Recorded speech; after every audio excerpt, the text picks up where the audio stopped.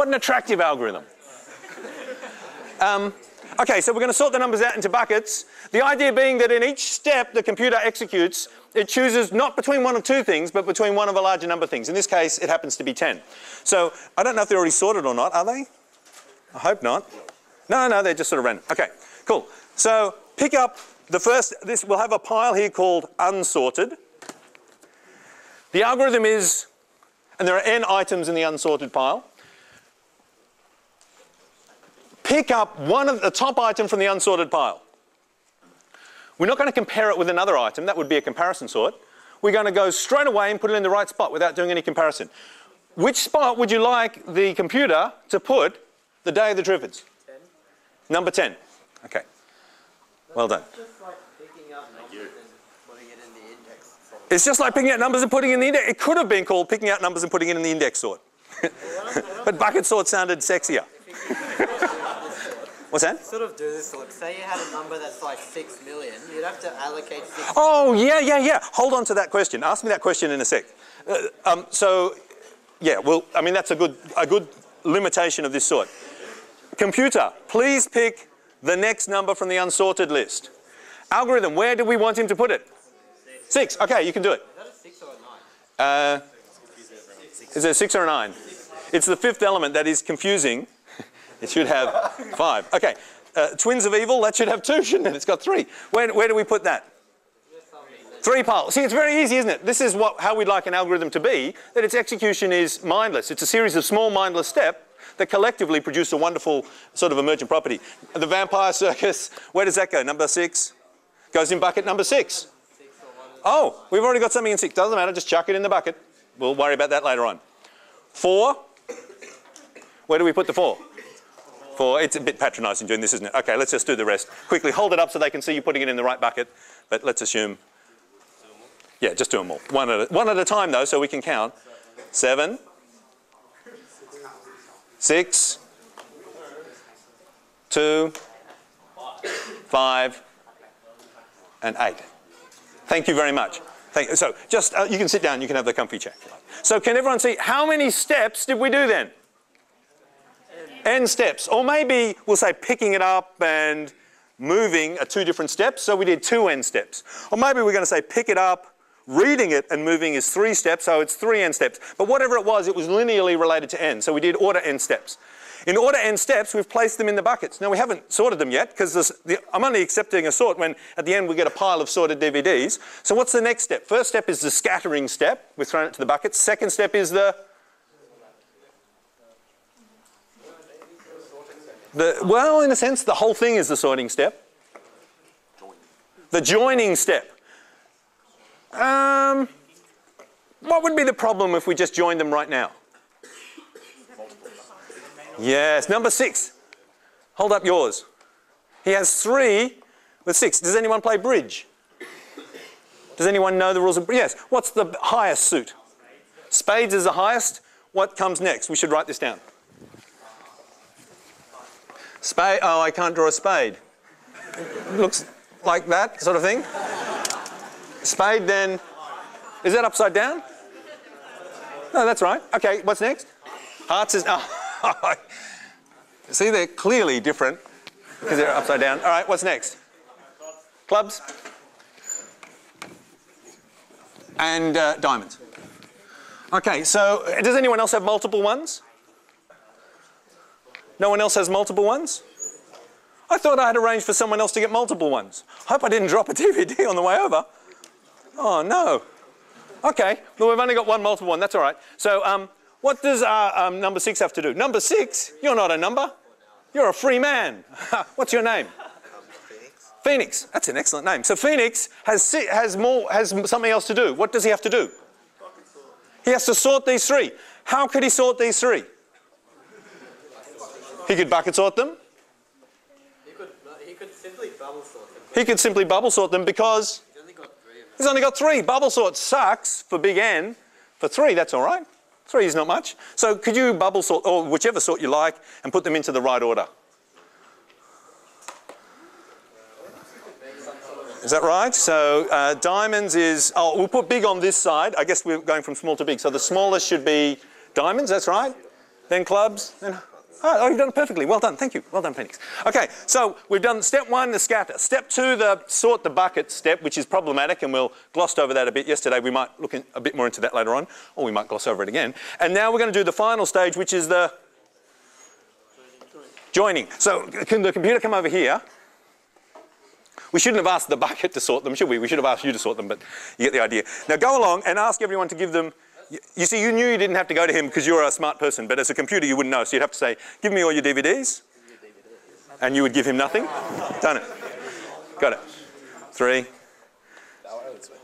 You can decide. I think we want the smallest on the bottom. Very good. Diamonds on... Yes, he has. He's done it very well.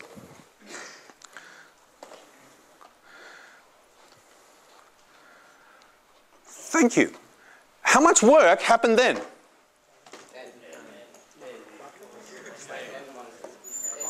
Who said it? Someone over here said it. K, where K stands for? Not the key size. Number of buckets, number of buckets. So we'll call that B, say. If the number of buckets is B, we did order B work here. We had to ask every bucket for something. We're going to assume that somehow the bucket... If it has multiple ones, it can hand them over in one step. Maybe it hands over a pointer to the start of them or something like that. If handing multiple ones over takes multiple work, then maybe it's going to be more than order B. But let's suppose we can hand each pile over with one bit of work or order one bit of work. So it took B bits of work. So overall, we had to split it up initially, order N. Then to sort them, some strange amount of complexity. And then to join them up, order B. And we added that up, and that'll give us the complexity of the algorithm. So what's the work to sort them? Well, can you see it all depends? Well, you tell me, what does it depend on? Yeah, multiples, the clustering thing. If we've somehow managed to pick, say, a key, you remember this concept that we're sorting items, which are videos, but we're sorting them by a piece of information attached to them called a key, which may or may not relate to them in any way. In this way, this time we saw amusingly it really didn't relate to them. So if our keys are really generated randomly and distributed randomly with respect to the buckets, then we'd expect to get n divided by b elements in each bucket. So if we make b big enough, that's a reasonably small number. And suppose we're expecting on average 50 items per bucket, then how much work do we have to do? Well, depending what sort we do, we might have to do 50 squared, or we might manage to do 50 times 5. But however much we do, whatever sort of algorithm we pick, this will be just some constant per bucket if they're distributed uniformly over the bucket, so we can ignore it. It might be a big or a small constant, it might affect the runtime, but it won't affect the complexity as long as we can increase the number of buckets at the same time as we increase n to keep that roughly constant. So in other words, it can be a trivial amount, or if you get the number of buckets drastically wrong, or the distribution of keys drastically wrong, it can be a significant amount. So for our analysis, we'll just assume it's very small and we can ignore it if we get it right. This is a problem with bucket sort. It's hard to get that right, in which case we get O n plus b is our complexity. And whichever of these is the biggest will dominate, and it'll either be O, B, or O, n at the end.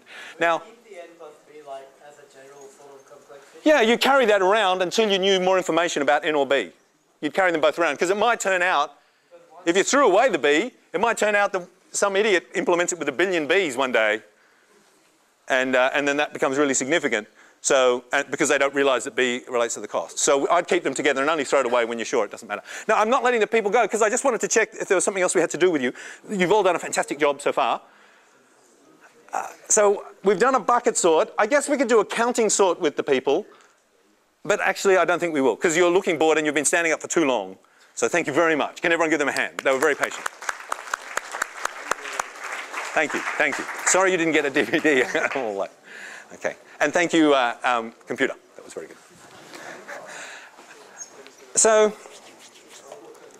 that was the bucket sort, and we can see bucket sort is dependent on this assumption of the distribution of the keys into the buckets. And now to answer that question, we need to know... Oh, were you going to say something? I just wanted to know if it's worth recording the minimum and maximum, or like there's never really a point. Oh, is it worth recording the minimum and the maximum? The best and worst case? I mean, like, let's say if you have an array of 1 million and then they Yes, that would be the worst case. The worst case would be, let's talk about the best and the worst case. Because it's hard to analyse this, I was going to skip over this, but the best and worst aren't hard to analyse. The best case is what? Evenly distributed. In which case, the amount of work you've got to do is n on n divided by b. And at worst, if you're using a bubble sort or something like that, it'll be squared. Now, if you make b reasonably big, and b sort of is some sort of a linear function of n, suppose b is linearly related to n. That's a nice assumption, isn't it? So if b increases when n increases roughly, when you anticipate how many you're going to sort, you just use more buckets, then b is related to n, then we could say b is k times n. The n's will cancel out, and it's 1 on k squared. So if k's anywhere near, well, if the number of buckets equals the number of things you're sorting, suppose b is equal to n. I was thinking b being a half n, but now I'm going to have the problem of a reciprocal of a half, which is 2. So if b is exactly equal to the, if we're having as many buckets as we have things, and the best happens miraculously and everyone goes into one bucket, then this is just, there's no sorting to be done because everyone's in one bucket. 1 squared, doesn't matter what algorithm we use, does it? And so in the best case, we'll get order n plus order n, which is order n. If we had half as many buckets as things, then n divided by b is going to give us, on average, 2 items per bucket. Even if it was an n squared sort, we only have to do 4 operations. We have to do that for each thing. We have to do that for each bucket, and we've got b buckets, don't we? So that would be n on 2 times 2 squared. It's going to end up as 2n. So again, it's going to be related to n, so it's absorbed by the other terms. That's the best case. Now, it's not silly to talk about the best case, even though the adversary is going to work hard to make sure it doesn't happen, because how could the best case happen? It could happen like this. Maybe I'm the university, and I've handed out student IDs to everyone. So although you're a person, you're not sorted by personal details, you're sorted by a key, which is just an arbitrary number. Suppose I've handed out the keys sequentially, and I know that your year, for example, has all the keys between 10000 and 10. I don't know how many people are in a year at the uni. Does anyone know? We have 10,000 people? Roughly, yeah.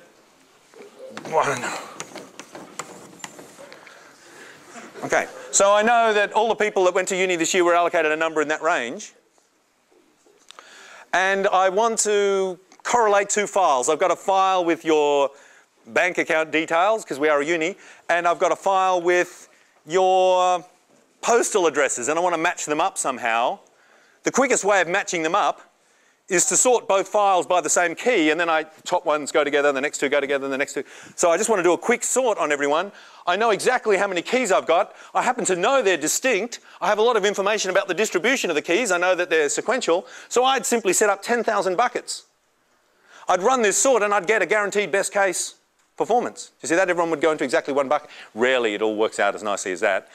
But in some cases, it does. So bucket sort depends a lot about knowing about the keys. And these non-comparison based sorts are really based, they get their advantage or their speed or their strength from making use of extra information we know about the key distribution.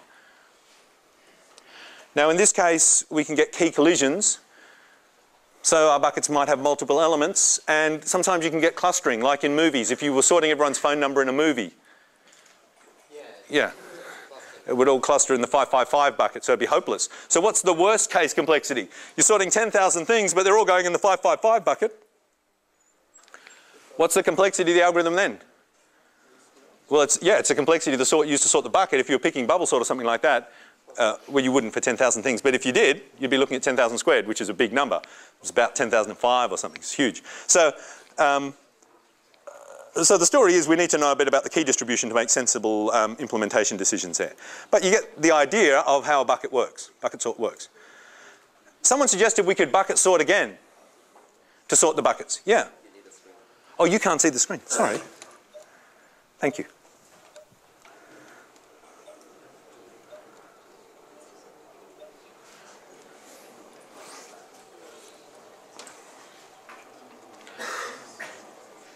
Someone suggested you could bucket sort again. That's a good idea. That's going to lead to another algorithm we're going to see in a few seconds. Or we're going to see next, actually. Some people, look, insertion sort is a neat idea. Rather than bubble sort, why not use insertion sort? Worst case is n squared. What's the nice thing about insertion sort? If they're already sorted, it can go really fast. So you've got the potential of linear speed.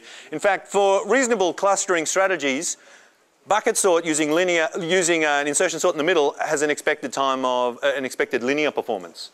So most people actually use insertion sort. And a nice thing you can do with insertion sort, I should say, is this. Who was it that called out? It was Theo. I said, what's the first step? Scattering. And then I said, what's the next step? And Theo said, sorting. Is that what you said? Joining. And I said, no, don't be stupid. It's sorting. Don't be joining. Joining's a hopeless answer. But actually, joining can be good.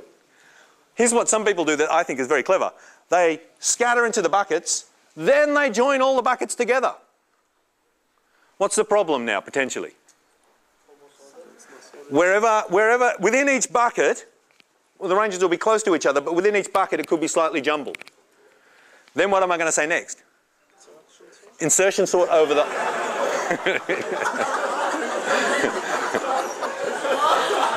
Awesome. I wish I could.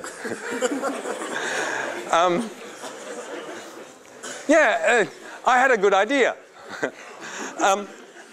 Yeah, insertion sort, isn't that brilliant? So the idea being, concatenate them all together, then just run a single insertion sort. Because if you run an insertion sort on each bucket, you can see there's all this housekeeping and mucking around, and you have to do it over and over again. It's just mucking around. It's just asking for trouble and complexity. I mean, if you have like 1 to 7 million, 6,000... Shh, shh, shh, shh. Wouldn't it take up... Hang on a sec. Guys. Shh, shh, shh, shh. Yep, shoot. Well, if you have like numbers like 1, 2, 4, 9 billion, 10 billion, wouldn't it take up like 10 gigabytes? Yes, that's a question I asked you to ask later. Hold on to that. Keep asking it later, because we're nearly at that question. I reckon almost at the end of this sentence we'll be up to that question. So does everyone get that idea that joining first and running insertion sort's a really clever idea, and probably runs faster than insertion sorting individually and then joining? So actually, Theo, that was a good idea. Yeah. So well done. Now, what Adam has asked me a couple of times now, and I keep not answering, sorry, but I will now answer it, is the problem with this seems to be, what if your numbers aren't nicely contiguous like this in some small range, like ranging from whatever this number here is, 1 million to 1,010,000. What if the numbers jumped around everywhere and you had to sort 10 things, and one was 6, one was 12, one was 50, and one was 1 billion? If you had 1 billion buckets to sort those 4 things, you can see your B's really big and your N's really small, and your B's going to dominate in the order B plus N. So bucket sort isn't good in those cases. So, which is why I said really you need to know about the key distribution, the properties of how the keys are distributed in order to be able to use this sensibly. Does that answer that question? Yeah. Cool. You have a huge amount of numbers. This is basically what the merge sort can do. Like if you have like, say, 10 buckets, if you have, say, 100 numbers, you can just sort them into the buckets like that, and then merge them later on. So Adam's asked another question, which I wished I could mic that question, because I really like this question. It is this. Shh, shh, shh, shh. Remember the relationship between quicksort and merge sort? Both of them had the scattering, which was scattering into 2 piles. It was a small scattering. Then both of them had the sort the piles separately, and then both of them had the join together. And in quicksort, the scattering was order n, and the joining together was linear. And in merge sort, the scattering was linear, and the joining together was order n. Bucket sort is actually a generalization of which of those 2 sorts? Quicksort. Yeah. It scatters not into 2 buckets depending on a pivot value. And again, you can see quicksort, you need to know about the key distributions. You need to make a good pivot choice in order for it to work well. Same as bucket sort. Bucket sort even more so. So with bucket sort, we're generalizing quicksort. And I think Adam's question, if I could paraphrase it, is, can we generalize merge sort in the same way? What do you think of the idea of just mindlessly dividing it into n categories? Just based on, maybe if I've got this pile here and I wanted to divide it into 3, just mindlessly take the top 3, the middle third, and the bottom third. Oh yeah, I did that all right. So you can do that in constant time. Yeah, you just work out the indexes and rip them, well, in order B time, depending how many piles you want to divide them into.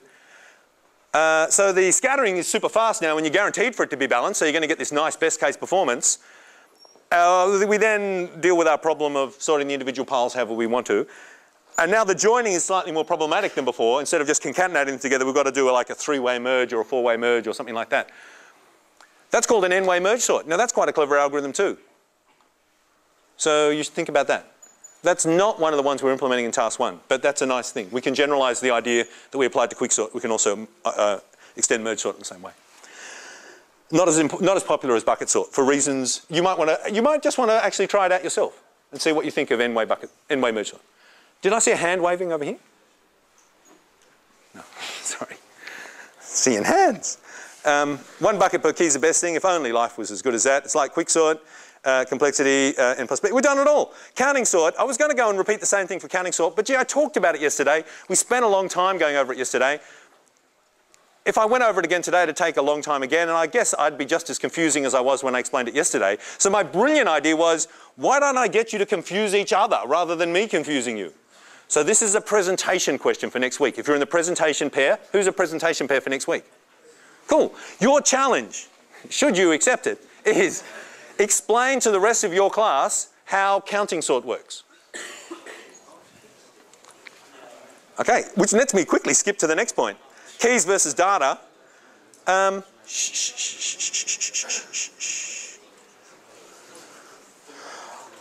I said enough about the difference between keys and data? It's sort of come up several times already. The idea that the key can be related to the data. Guys. No, actually I quite like talking, I've got to say, in the lectures. Because often I think when people are talking, it just recharges their mind, or if you're bored for a second, you can chat to your neighbour and you feel happier. And when you're happier, you focus and you learn better. But if you talk the whole time, of course, we only get the refreshing bit, not the refreshed bit. So don't talk the whole time. And also sometimes you can talk if you just had a good idea and you want to tell someone, that can be a good thing. Or someone doesn't get something and you can ask the person next to you to explain it, and that's a brilliant thing. So all of that stuff good. But just talking incessantly about something else isn't so good, because it annoys the people sitting behind you and all around you. And it's also slightly distracting for me, because it's quite weird. You wouldn't believe this, because I know I've done this experiment myself. Sitting in a lecture theatre, you feel so anonymous. You know, it looks like there's that guy miles away, and there's like a wall between me and him, and I can't. But it's actually not like that. No one here is very far away from me. During the lecture, I'm going to try and look at everyone at least once. And I have a fair idea of what everyone in the course looks like by the end of the course. And I even start doing things like, I'll be going home thinking, oh, that guy over there, he's always smiling in lectures. Today he looks sad. Was it something I did? Why is he looking worried? And I'll be sitting there fretting about it. And, you know, so it's quite weird. By the end, although you think you're completely anonymous, actually, you're anonymous. So when you talk, it's actually slightly distracting to me, because I think, oh, no, they're not getting what I'm saying, or they're bored or something. And which is good for me to know, I guess, but it's also very distracting. That was a long way of saying shh. Okay, so the last sort I want to talk about is the last major sort I want to talk about. Then if we've got time at the end, we'll do some fun ones, is Radix Sort. And a lot of you keep saying Radix Sort. Over the last 3 weeks, Radix Sort's come up all the time. Sometimes you haven't said its name. Someone said, oh, why don't we just do this? And I've said, shush, that's a dumb idea, or something. Or we'll come to that later. And sometimes I ask a question, someone says that, Radix Sort. And I say, no. But it's the sort that everyone wants to say, because it's probably one of the most interesting sorts. And it's probably one of the first invented sorts. Has anyone been up to level 1 of K17? There's an awesome machine there that makes me proud to be in CSE. There's 2 really cool things on that level. 3, if you count the head of school's office, because I've got to suck up to him. But in addition to the amazingly interesting head of school's office, there's above the lifts an enormous disc. Has anyone seen that? Oh, is that the big, yeah, it looks like a frisbee made of metal or something. Yeah, like a hard drive. It's a platter from a hard drive. It was actually taken out of our library, you know, who knows how long ago. It's enormous. It was one of the early hard disks in the library. I think it stored like 100 kilobytes of information or something. And if you look at it, it's all scratched and looks crap. And you think, well, they've put a hard disk up. That's interesting. And it's interesting to see how big it was to store, you know, how much it stores. But I wish they'd put up a non-scratched, non-crap one. I mean, why do we get the worst? What happened to the good platters? What, are they in commerce or something like that? But actually, it's the most interesting one, because those scratches didn't happen when it was stored in the basement or anything. The scratches and dings and bongs all over it. Who's read the plaque? Who knows what they're for? They're the head crashes. Every time it's bumped and the head crashes into the disc, it grinds out a bit of the disc before it lifts up. So you can actually physically see head crashes. If you go and look at it, it's just, oh wow. The whole thing's pitted and scarred, looks like a moonscape. And that's what a hard disk actually looks like inside if you could get in there. But it would look worse if you could get in there because you're not supposed to get in there. So anyway, so that's interesting item number 1 or perhaps 2, depending how we're counting. But the third interesting thing on level 1, which is probably my favourite thing, is this enormous, disgusting machine which has got banks of switches and dials and knobs and an enormous parallel printer port cable coming off it. Has anyone seen this? And it is called the machine. Oh, you haven't? Oh, you guys have missed the most interesting things at uni. It's called the Hollerith reproducer. It's like something out of an early 1950s science fiction novel. I imagine it just makes Holleriths. Sometimes I try putting things in there like money to see if it's going to make more money for me or something like that. I don't know what it does, but it's got this awesome name, which is Hollerith Reproducer. It's made by the Hollerith company, which I think eventually folded into IBM in the old days. And the guy, Mr. Hollerith, let's call him... hang on. Oh, I've got a good name.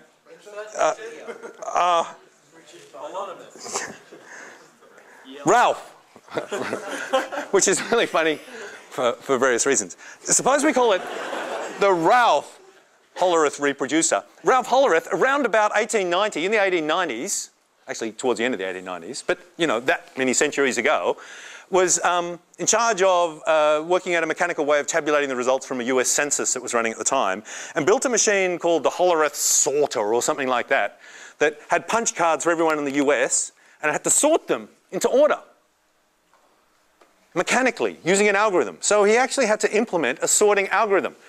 Did he use bubble sort or something crap like that? No way, it's like the population of an entire country. So n squared makes a big difference when n's that big.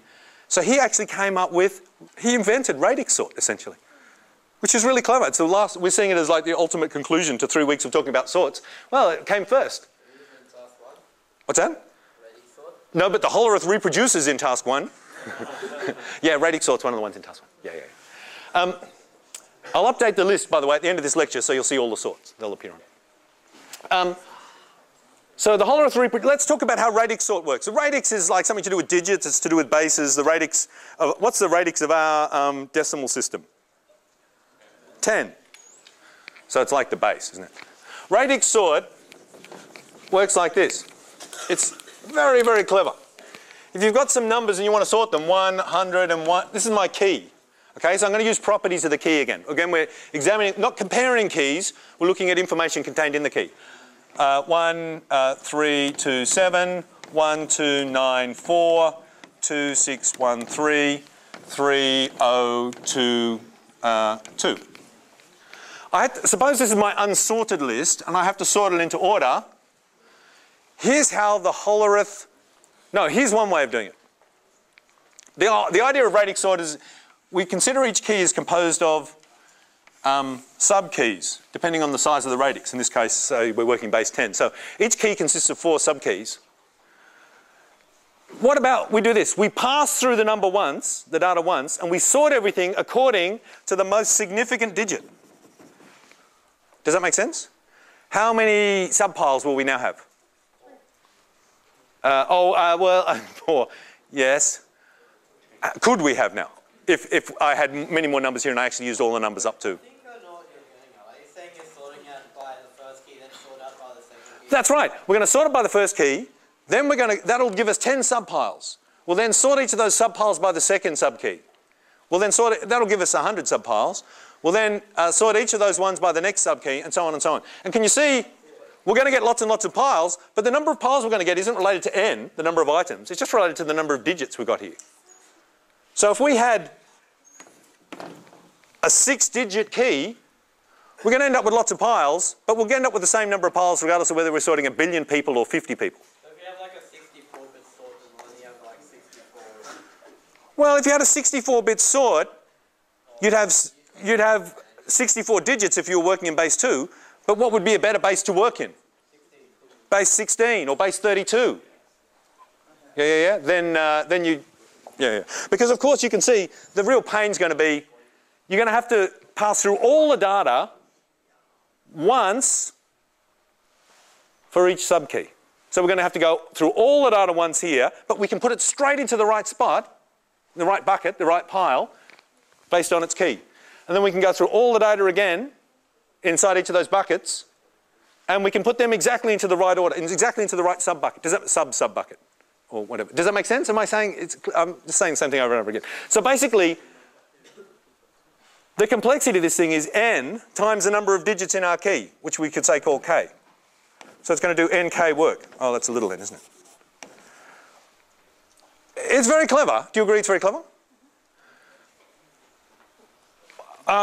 You've seen one of the problems already is that if k gets too big, it's ridiculous. But you can reduce k by just using a bigger base. So that, do you see how that straight away makes life easier for us? It doesn't change n at all. It just makes this smaller. So actually, if you can make k enormously big, it'd be fantastic. Now, but now there are going to be some problems here. I've glossed over the implementation details. We're generating thousands and thousands and thousands and thousands potentially of buckets within buckets within buckets. It looks like a bucket sort. Does that make sense? It's like an iterated bucket sort. It's what people were trying to generalize to just then when we were talking about bucket sort. Why don't we sort within each bucket using bucket sort? If we did that 4 times, we could sort any 4-digit numbers. We did it 4 times with 10 buckets each. Does that make sense? But the potential pain is the buckets within buckets within buckets. But other than that, it's absolutely brilliant. Is everyone still thinking, wow, that's really cool? Hollerith didn't do it this way. He looked at that. He saw the brilliance in his omniscience. This was Hollerith number 17.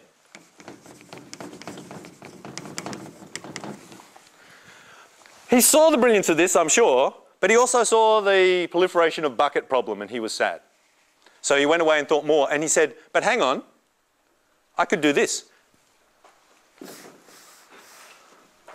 Exactly everything I said before, except backwards.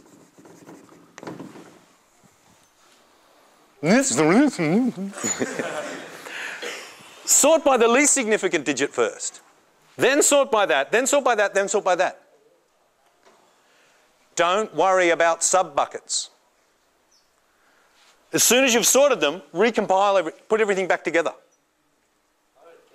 It's crazy and it makes no sense. He had to explain it to Hollerith 19, who also didn't like it. But the advantage of having many, many Holleriths is their brain power was multiplied massively, and they could solve it. So let me show you how it works with, I've taken some cards from the Hollerith reproducer. It's sorted cards, census cards. I've got some actual census cards from the 1890s here. Can you see that? Oh, no, actually how we're going to do this visually I'm not sure about. Now we're in serious trouble because these are too small to be seen by the human eye, but too large to be seen by the document camera. No, I can't think of an easy way of solving that problem. Yes, I was thinking pushing the document camera against the wall and having someone stand against the wall, but I don't know if it can focus meters away. We could try? Is it worth a try? Let's give it a try. No, it's not going to work. But I like your can-do attitude. Instead, I'm going to need some volunteers. How long have we got? We've got 5 minutes to do the world's most amazing sort. I think we can do it because we are masters of speed and time. Let's get how many volunteers are we going to need? Well, oh no, it's the US Census. Shh, shh, shh. Now they are obsessive about privacy, as you know, in the US. So everyone's card doesn't have their actual identifying ID number. It has their genetic code on it. So it consists of G's, A's, C's and T's. So what's our base? A base 4. So I have here some actual cards from the 1890s. Does anyone have American ancestry? No? All right, we'll have to pick people another way. Everyone on this row. No, you 4 guys on the end of the row. Could you come down here? Is that all right? Are you all right? Is that okay? Yeah. Come down here, and you will be our buckets using the Hollerith reproducer, the Hollerith sorter, sorry. So you are, we're only sorting by gene code, so you are A, C, T, you guys are going to have to get in really close. Sorry. G. Okay. Okay, now here's what we're going to do. I've got the cards in original. This is going to be tricky. It's very hard to do. I know. I will just get you to hold the cards in sequence. Can you hold them? If you hold 2 each, I'm sure there's not more than 8 of them. This is the original unsorted sequence. You have to hold 3 cards. Okay. Now, can you see everyone? For example, what's the genetic code on this first card? Can you read that? GAC. Okay, so they've got 3 digits of genetic code. Here's how we're going to go. I'm going to do a Radix sort on them by least significant gene thing. Okay, so who has one ending in A? Okay, put it down. We'll keep them in the same order. A. Do you have one ending in A? No. Do you have one? No. You only got 1. I only have 1 and he has 3. Fantastic. We'll be looking at complex algorithms to do that later on. You guys just did it without even... That's awesome. Right, so I've only got 1 which ends in A. So we're going to put that on the floor in our first position. Then all the ones ending in... What's next? C. I'm going to keep them in the same order.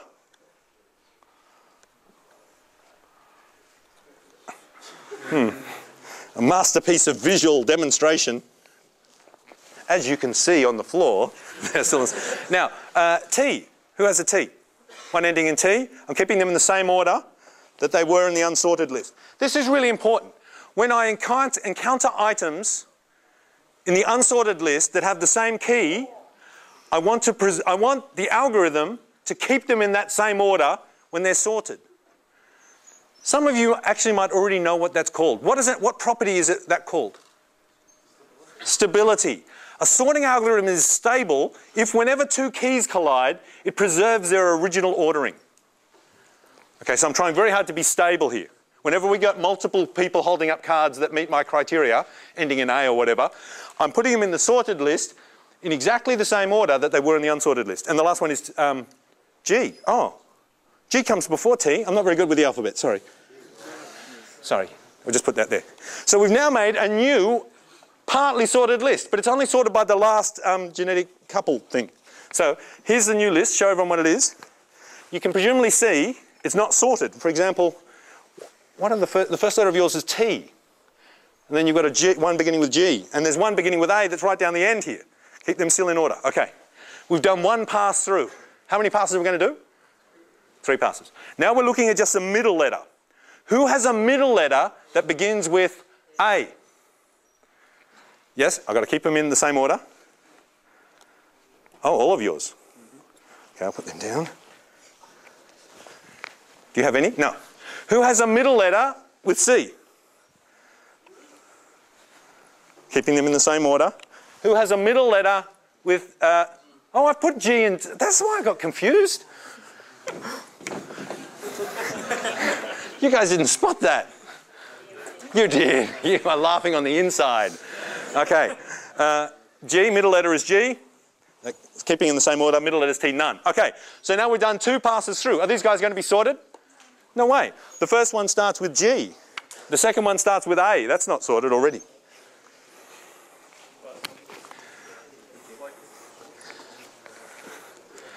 Okay. Yeah, it is a bit like shell sort. Okay. Shh. Here we go, final pass through. Who has one beginning with A? A. Your one goes there. A. One beginning with A. Yes, I've got to take them in order. I'm being stable. I'm preserving the order. Who has one beginning with C? Yes, you do. Who has one beginning with G? Yes. Yes. No, not mine. Who has one beginning with T? Yes. Yes. Now, if all has worked, let's hope it has, then after those 3 passes, everything should now be sorted. Let me just hand them up, and then you guys read out the gene codes of your selected Americans. And if you are American and recognize these codes, put up your hand. All right, go. AAC, ACT. AGC, CGT. So far in order. CGT. GAC and GAG. GAC and GAG. TAC and TCA. TAC, TCA. They're in order. Isn't that miraculous? We're clapping Hollerith. Thank you. Thank you very much. Thank you. Thank you. Thank you. Thank you. You can sit down. Thank you. Does that all make sense? Check it out yourself. It's confusing. You can borrow these cards in the break if you want to do it yourself. I suggest do it at home with a few bits of paper. 6 or 7 bits will do it. Keep the radix fairly small. I use just a group of 4. Just execute it a couple of times. Remember, the whole thing solely depends, not solely, but critically depends on your sorting at each step being stable. So make sure you preserve stability. Okay, now we're going to have a break, and then we'll return in 10 minutes' time.